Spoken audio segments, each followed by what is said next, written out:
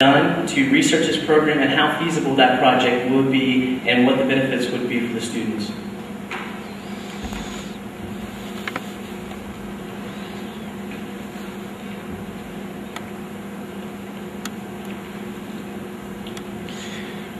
John and I will go ahead and answer this question kind of together. John and I have had a chance to meet with our bookstore and actually sit down with the director. Our idea of having a 50% book buyback or more from our university bookstore is to give an incentive for students to shop here on campus and then receive more money back in the end because of the increase of student shopping on campus. I'm going to have John talk a little bit about what Director Brixey said. All right, as Zach said, I had the privilege of meeting with Director Brixey and talking about the project. Basically, what we got out of his reaction was that it is definitely something that's quite possible. Right now, the bookstore is in the middle of their buyback list and working with that for the end of the year. So he had very little time to meet with us, but was very receptive to the idea. He said as soon as things calm down, we'll be looking into the numbers and the feasibility of it. There's a lot of things to consider. The bookstore funds a lot of our campus scholarships and a lot of things here on campus. Thank you. 30-second rebuttal, if you wish. Yeah, thank you. Basically, I work with a bookstore director on a one-on-one basis in my position on SGA, and after speaking with him about the bookstore program, we've seen that this is going to take a large commitment from professors to use the same books for more than a year. We're also looking at 50% discount, maybe on a writing book that is very small and insignificant. The overall projection of what this is going to benefit students is not seen as something as large scale. Maybe you see 50%, 30%, 20%, but overall, nothing significant.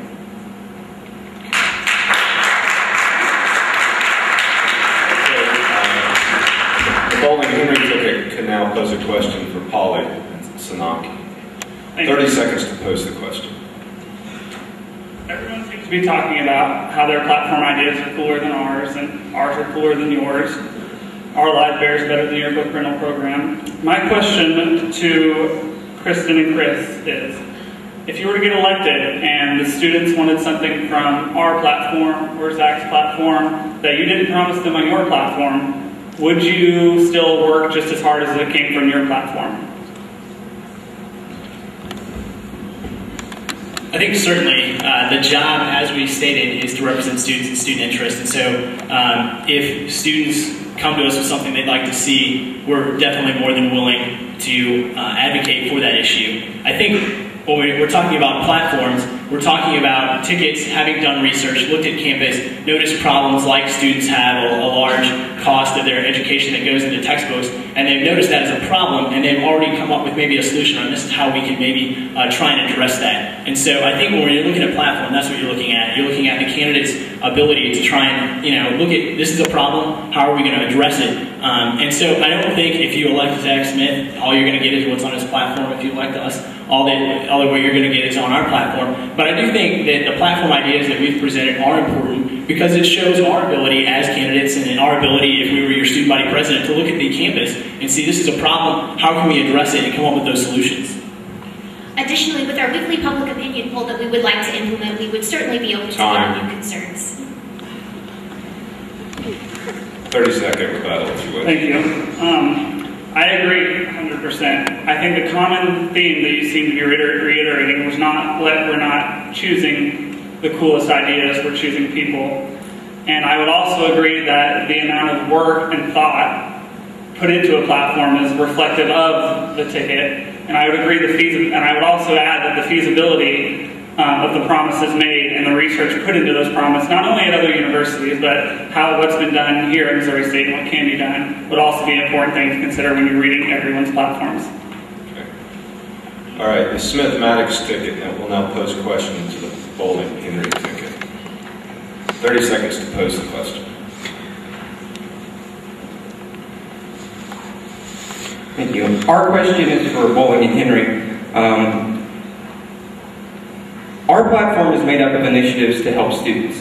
Your ticket thus far refuses to adopt any specific ideas. You can be quoted saying that this is because you will do whatever students want you to do. Our question is, why do you refuse to begin before you're elected?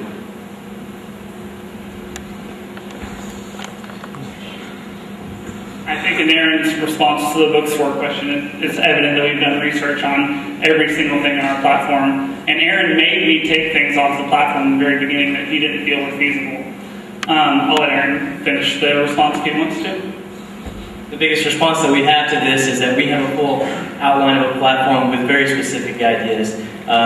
We are bringing stuff that we believe is 100% feasible. It may not be the coolest idea, but it is things that we promised you. That was the big thing with us, is that our platform was a promise, not just cool ideas.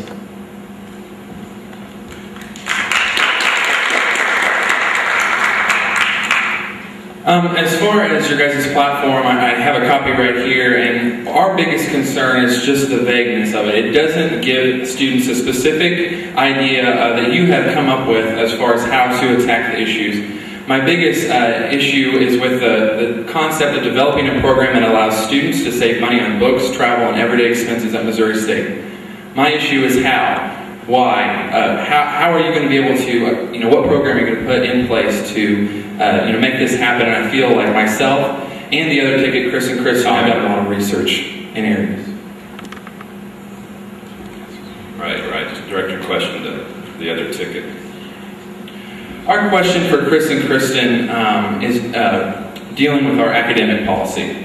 You talk a lot about changes to our academic policy in your platform. Mandatory grade postings to Blackboard, and publishing course syllabi online, to name a couple. How do you plan on approaching faculty to enact something that might be seen as threatening?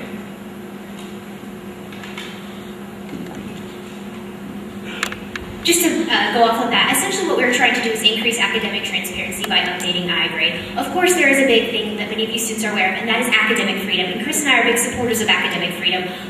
If you read our platform carefully and you look at what we want to do to update iGrade, this would be an opt-in option. Of course, we can't get every syllabi from every professor published. That is their intellectual property. But we think that if we could get as many as possible, that would provide more academic transparency for the students, especially with plus-minus grading. Additionally, Chris and I want to implement publish the plus-minus scales that the professors would be setting in each section. And again, we feel like that this would go back to academic freedom and being certain this was an opt-in aspect. Basically, we want to help students in making their course decisions so that they're not signing up for 3 classes in the same semester that are going to require 30-page papers.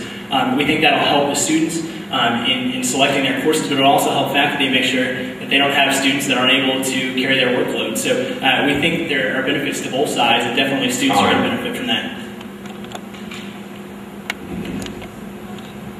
Zach and I feel that working with faculty is something that's very important and an avenue that can help a lot with student concerns and issues. Currently, we are in negotiation with the Office of the Provost working on revising iGrade. They're very receptive and have gathered faculty together, and there's talks of Zach and I changing the relationship that SGA has with Faculty Senate by changing the liaison program right now and making sure everybody knows what's going on in either body.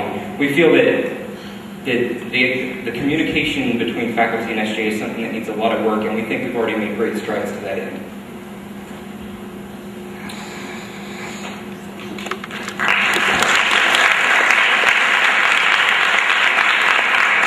This will be directed to Bowling Henry. Certainly.